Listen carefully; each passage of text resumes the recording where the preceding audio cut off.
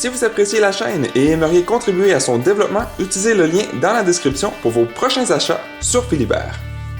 Bonjour tout le monde, aujourd'hui on regarde les jeux à venir sur Kickstarter pour la fin mars. Premièrement, le 16 mars, Board & Dice lancera Dark Ages, un jeu pour 1 à 4 joueurs et prendra de 60 à 120 minutes. Il y aura 2 versions disponibles. C'est un jeu de construction de civilisation basé sur l'histoire et qui dispose d'un mécanisme de sélection d'actions innovant. Tant que vos marqueurs d'action restent sur le plateau, vous pouvez gagner des actions bonus secondaires chaque fois que vous ou un autre joueur répétez l'action. Bien que Dark Ages propose des objectifs communs au jeu 4X, vous encourageant à explorer les régions voisines, à étendre votre territoire, à explorer les ressources et à exterminer vos adversaires. Et il le fait avec plusieurs mécanismes de type euro. Le 16 mars, Game Brewer lancera Paris, un jeu pour 2 à 4 joueurs et prendra de 45 à 100 minutes. Explorez Paris au 19e siècle, découvrez son architecture renommée et obtenez les bâtiments les plus éminents des bons quartiers pour remporter la victoire. Paris est un jeu euro de poids moyen. Les tours de joueurs sont courts et vous marquez principalement des points en obtenant les bons bâtiments et en collectant les bonnes cartes bonus. Le 17 mars, Game Time Again lancera Upkeep, un jeu pour 1 à 4 joueurs et prendra de 20 à 60 minutes. Votre cour parfaite et magnifique est affectée par un temps d'automne inhabituel. Vos voisins ont toujours convoité votre pelouse et votre terrasse immaculée et votre espace bien rangé.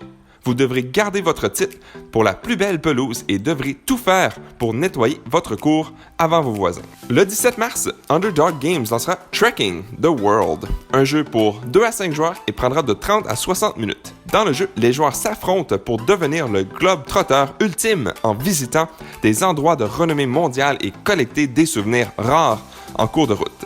Le jeu met en lumière 48 destinations du monde réel, chacune magnifiquement illustrée et accompagnée de passages éducatifs pour inspirer votre prochaine escapade.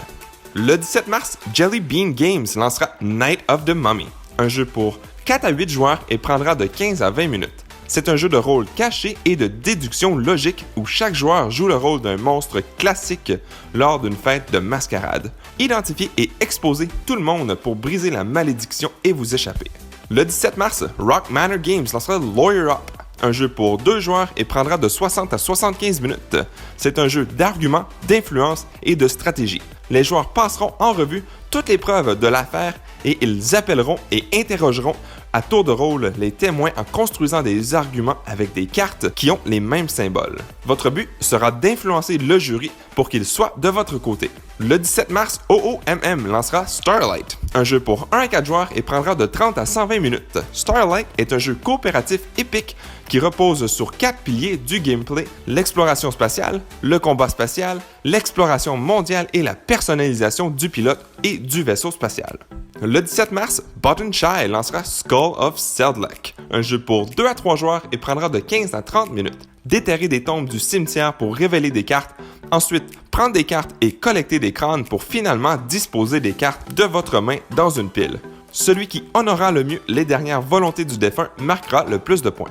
Le 17 mars, Amphora Games lancera à nouveau leur campagne pour Pan de main Traditional Farmer's Bread, un jeu pour 1 à 4 joueurs et prendra de 60 à 180 minutes.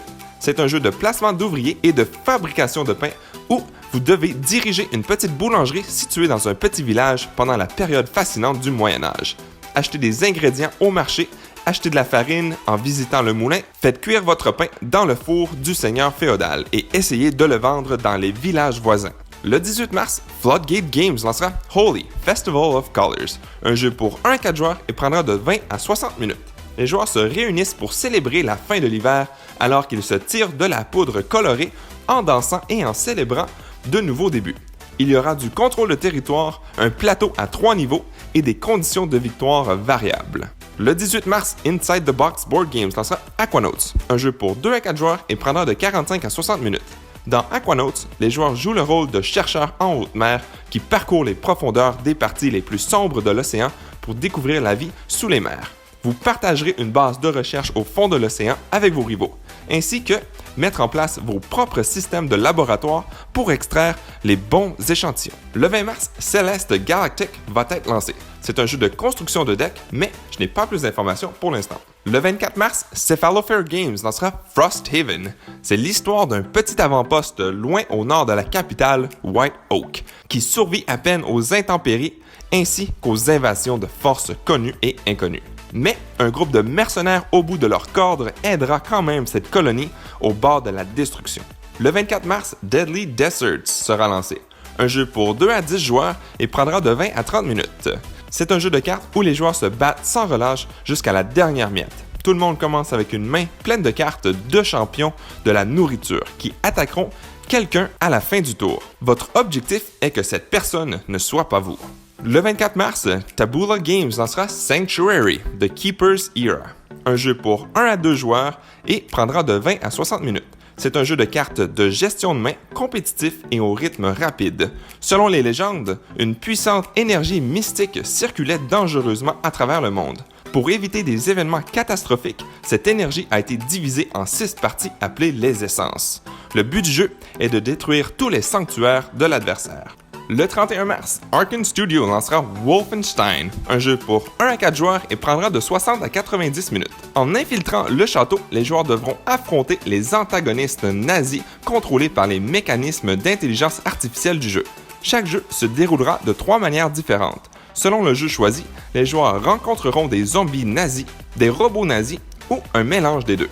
L'ensemble contiendra également une unité emblématique connue du légendaire Wolfenstein 3D, le Méga Hitler. Le 31 mars, Adam's Apple Games lancera Planet Unknown, un jeu pour 1 à 6 joueurs et prendra de 60 à 80 minutes. Notre planète est à court de ressources et nous sommes obligés de déménager. Nous avons découvert une série de planètes et envoyé nos robots pour tester leur environnement dans l'espoir d'une colonisation. Nos robots ont confirmé d'1 à 6 options de colonisation viables. Planet Unknown est un jeu compétitif où les joueurs construisent et développent la meilleure planète pour gagner. Le 31 mars, Distant Rabbit Games lancera Mantis Falls, un jeu pour 2 à 3 joueurs et prendra de 60 à 90 minutes. C'est un jeu de type film noir qui se passe dans les années 40. Vous êtes témoin d'un crime et vous pourriez être en danger. Vous devrez travailler ensemble pour rester vivant. Mais attention, il pourrait y avoir un traître parmi vous. Le 31 mars, Stop the Train sera lancé. Un jeu pour 3 à 6 joueurs et prendra de 20 à 45 minutes. Le train 1905 de Paris est armé d'une bombe et fonce vers sa direction en menaçant la destruction civile. À bord, les passagers doivent travailler ensemble pour arrêter le train. C'est un jeu de société semi-coopératif à déduction sociale. Les joueurs ont 2 missions. Première mission, arrêter le train. Deuxième mission, un objectif spécifique à chaque personnage. Pour gagner, les joueurs doivent terminer les 2 missions. Mais attention, il pourrait y avoir un saboteur parmi vous qui veut la destruction du train.